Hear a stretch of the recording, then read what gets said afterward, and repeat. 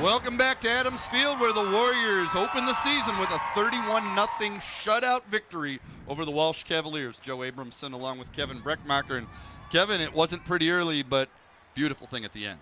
Yeah, it got really pretty there in the fourth quarter from Wayne State, especially on the offensive end when they got their offensive line really working. James Hill had a great second half. Moffitt with a great second half. But give a shout-out to the defense. We mentioned it a few times. You heard Tony ask Coach Winters' first shutout in almost 7 years.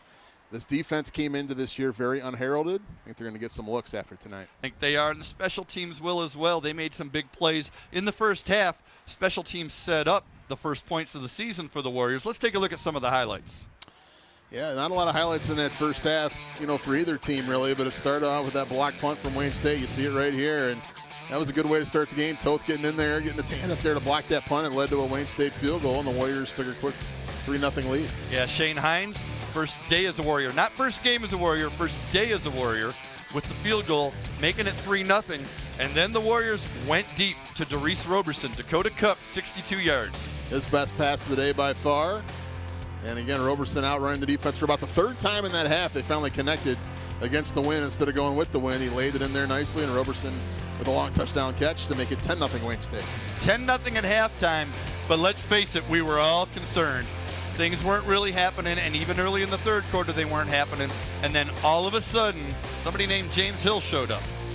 Yeah, he definitely showed up in a big way, and there he is right here. And this was the start of the good things to come, hurdling the defenders, taking up the middle. He ran well left. He ran well right. He ran well up the middle. He showed some power. He showed some finesse. He showed some nimbleness, if I can use that word right here. I would have used that word, and I'll tell you what, he set up the touchdown for Deontay Moffitt. Moffitt finishes the game with 50 yards rushing, Hill with 88. Moffitt had 2 touchdowns, one of them right there. Hill had 1 touchdown. The Warriors just came up huge at the end of the game. And let's give credit up front. Israel Helms, Tommy Richardson, as you see Samson tie with that interception that helped close things out late in the game. Charlie Younger, Lane Potter, Justin Tockstein, Adam McJunkin, Pelham, Glenn. You see James Hill getting his touchdown right here. The Warriors kept things going. Yeah, Hill, again, that's his lone touchdown of the night. He set up 2 touchdowns and scored 1 of his own. And, Wayne State just dominated running the football in that second half. Here's Moffitt's second touchdown as he bounced it outside, and there was nothing between him and the end zone. Almost let go of that ball a little too early there, Mr. Moffitt. He also picks it up, too. I think he realized he might have, because he went and got it. Take a look. Yeah, he did fumble it. And right here, touchdown. That's when it's a touchdown. Yeah. And, let's give credit to the fullback, number 34, Steven Sharon, because he didn't touch the ball, but he was opening holes for both those guys and for Demetrius Stinson. Hey, you know what? Demetrius Stinson had 81 yards. He averaged 5.8 yards per carry, and he's the afterthought. Very big afterthought in this game. Look at the statistics right here. The thing that jumps out to me, not just the domination on total yards, 343 to 141.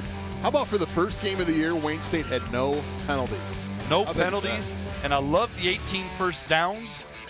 The third down conversion's not great, but much better in the second half. And here's the big one, time of possession. In the first half, Walsh, 1943 to 10-17 for the Warriors. In the second half, Walsh had it for 12:44. The Warriors had it for 17-16. Why? Ran the ball. They ran it, and they couldn't be stopped. We talked about it on that one drive. Keep doing this till they stop it. Well, you know what? They kept doing it, and they never stopped it. No, and it was an offensive line taking over, the running backs taking over. And I mentioned it a few times throughout the telecast in that fourth quarter, the defense was wearing down for Walsh. That's why you saw a lot of the big holes. It wasn't just the running backs. It wasn't just Hill and Moffitt. It wasn't just the offensive line. It was Walsh was getting tired, and the time of possession shows that story. Absolutely, and it's early in the season. They're going to play tougher opponents, so we don't want to get too excited about this and say, oh, we found a new identity for this Warrior football team. Hey, Doris Roberson, Deontay Nicholas, Corey Esther, these guys are going to have to catch the ball and do other things, and the quarterbacks are going to have to come through. But I'll tell you something, they just served notice that on the ground, they're a team to be reckoned with. Oh, absolutely. And I think they can take that confidence in the second half offensively and carry that into the game against UIndy next Saturday night, a top 15 team at the moment. They're playing Grand Valley right now. We'll see how that game kind of shakes out. But definitely the toughest non-conference game for Wayne State this year will be next week down in Indiana, in Indianapolis, and we'll see if they can get the passing game going a little bit. Who's going to be the quarterback? We'll see. I don't know. But that's your job to find out. Well, I'll try to find that out after the game and let you know. But it's going to be interesting to see what Wayne State can do, because they can't just run the ball against UIndy. They got to throw a little bit too. But I think Paul Winters and the rest of his staff have to be happy with the way the defense played, and that's going to give them some confidence going into next week, because they didn't stop UIndy very well last year at all. If they can get a few stops on the road next week, got a chance to win the game. Going to be interesting. And hey, for us, 1 down, 5 more to go. You've got a lot more Wayne State football to watch this season right here on CN 900. For Kevin Breckmacher, for Tony Ortiz, for our director, Mike Johnson, and for all of the hardworking crew right here at CN 900, thanks for looking in. Once again, the final score, the Wayne State Warriors 31, the Walsh Cavaliers nothing. We'll see you next time right here on CN 900.